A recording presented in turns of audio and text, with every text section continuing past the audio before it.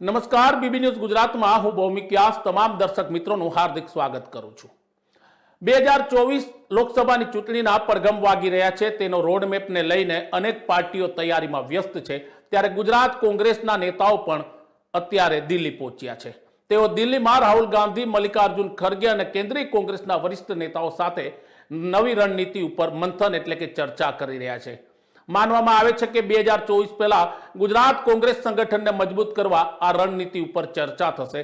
સાથે 2024 ને લઈને ગુજરાત કોંગ્રેસની કેવી તૈયારી છે તેની ઉપર પણ વાતચીત થશે।